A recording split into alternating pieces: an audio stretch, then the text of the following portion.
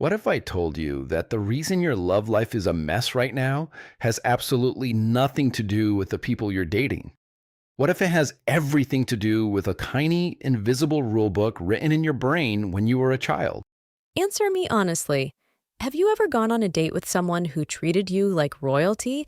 They texted back fast, and your immediate reaction was to feel suffocated, bored, or even disgusted. You pushed them away. But then, a week later, you find yourself crying in your room, desperately analyzing a one-word text message from someone who treats you like you don't even exist. Why do we run away from the people who want to heal us and beg for the people who break us? Hello, our wonderful Sunnies, and welcome back to Sunny English Bite, the podcast that brightens your English and your life. I'm your host, Sunny. And I'm Alex. It is so good to be with you all again. Sonny, that hook today. I feel like I just got punched in the face. It felt a little too real. I know, right? We're not skimming the surface today, Sunnies. We're going deep. We have a powerful piece of writing to guide us through why we sometimes run from the love we deserve and chase the validation that hurts. It's a big topic, but a necessary one. So grab a cup of tea, get comfortable, and let's get into it. Let's. We're starting with Chapter 1, The Invisible Wounds. I'm going to read a short passage. Let's just let the words land. Let's imagine you had a bad childhood. The clearest sign of having had a miserable start is a deep self-hatred. You feel unacceptable and weird and just diseased and not right. Wow, that word, diseased, it's so potent. It's not just feeling sad, it's feeling like there's something fundamentally wrong with your very being. Exactly. And this is where psychology gives us a crucial map. The psychiatrist Dr. Bessel van der Kolk wrote a life-changing book called The Body Keeps the Score. He proves that trauma isn't just a bad memory. It physically rewires our nervous system. The body keeps the score. Though, let's make that real. Imagine you're on a second date with someone incredibly kind. They reach across the table to gently touch your hand. A healthy nervous system would register that as connection, warmth. But if your body keeps the score of a past where touch was unpredictable or unsafe, your heart might start hammering, your palms get sweaty. You feel an urge to pull away. That's your body, not your logical brain screaming danger. That's the feeling of being diseased. It's a physical echo of the past. That makes so much sense. It explains why you can know someone is good for you, but feel completely repelled. The body and the mind are on two different pages. And that paints us perfectly into Chapter 2, The Two Toxic Choices in Love. Here's what our text says next. The real legacy comes in love. You have two options. Firstly, to fall in love with cruel, distant, unavailable people, or else you can love people who really like you, and you can feel powerfully ill around them. Okay, this is story time. This is like you're reading from my diary from a few years ago. There was a time when I was caught in this exact trap. There was person A, let's call her Chloe. She was wonderful, a teacher, kind, funny. She would send me these thoughtful texts, not just hey, but hey, I saw this article about that band you love and thought of you. That's so sweet.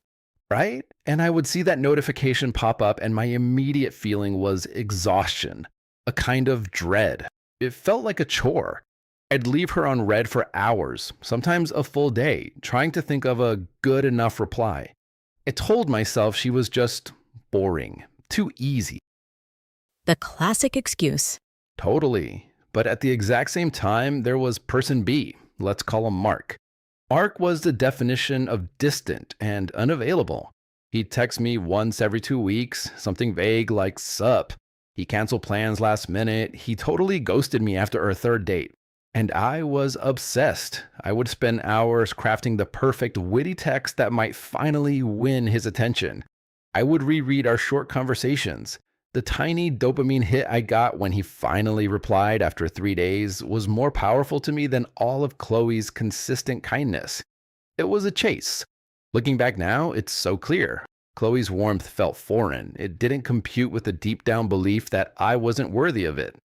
Mark's distance felt like home. It was the familiar ache of needing to prove myself, to finally earn the love that was always just out of reach. It was a pattern I learned long, long ago. Alex, thank you for sharing that with such honesty. I think millions of people just heard their own story in yours, and you've perfectly described John Bowlby's attachment theory. Our childhood relationships create a blueprint. If that blueprint says love is scarce and must be earned, then when someone like Chloe offers it freely, it feels like a trick. It doesn't fit the map. And because it doesn't fit the map, you keep trying to solve the old puzzle instead. That's Freud's repetition compulsion, right? Meaning we are compelled to repeat the past? Exactly. You're trying to go back in time and finally win the love you couldn't win as a child. It's a heartbreaking cycle, but there is a way out, right? There is, which brings us to Chapter 3, the third option, vulnerability. Let me read the last part of our text. Is there any way out? There is, a third option, to share it with someone who is kind. To tell them, I want so much to be normal, but I have an illness. Please help me to bear the anxiety of being cared for. Reading that gives me chills. The level of courage that takes to admit that out loud to another person, it's immense. It's everything, and it's the core of Dr. Brené Brown's research. She says vulnerability is not weakness, it is our most accurate measure of courage. The third option isn't about being fixed.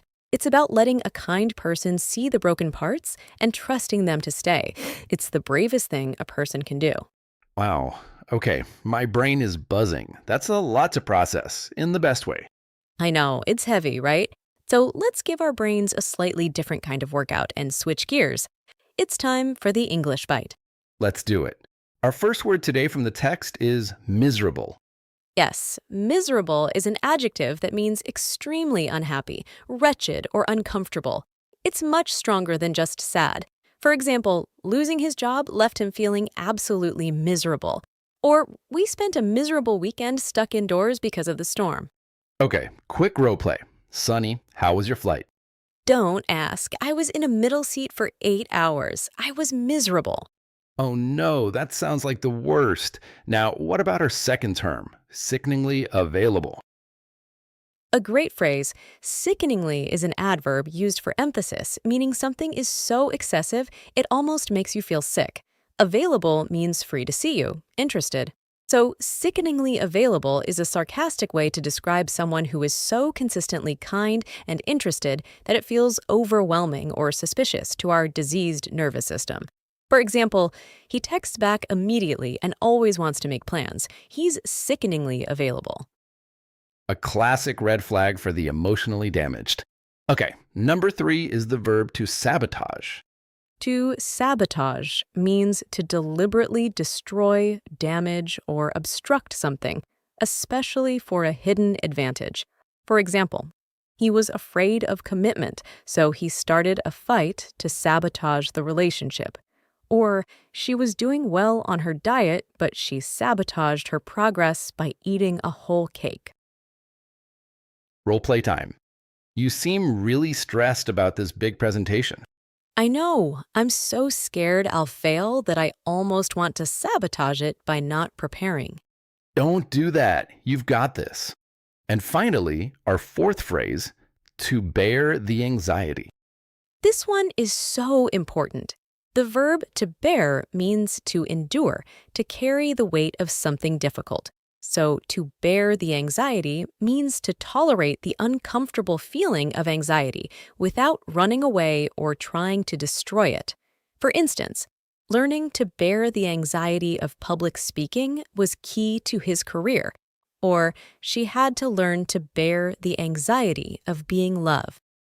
I feel so nervous about telling her how I really feel, I might just cancel the date. I know it's hard, but you have to be brave and bear the anxiety. You're right. It's the only way through.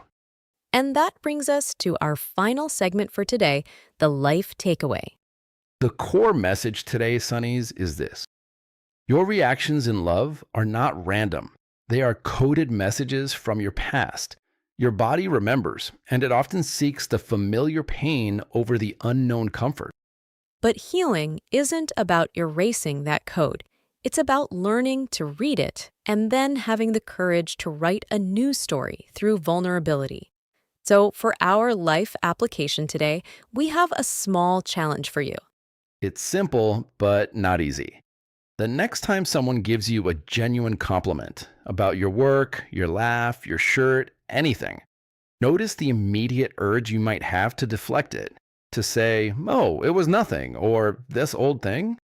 Instead of deflecting, we want you to pause, take a breath, look the person in the eye, and just say, thank you. Let the kindness land. That's it. Just practice the small, brave act of receiving. It's a tiny step on this journey of healing. If you want to continue this journey of emotional growth, healing, and naturally improving your English with us every single week, make sure you hit that subscribe button. It's a small click, but it's a commitment to your own growth. Thank you for going to this deep place with us today, Sunnies. This was a heavy one, but you are not alone in these feelings. It was an honor to share this space. It really was. If Alex's story or any part of this resonated with you, please share your thoughts in the comments. Your story matters, and it could be the one that makes someone else feel seen. We read them all. Until next time, be brave, bear the anxiety of being loved, and stay bright.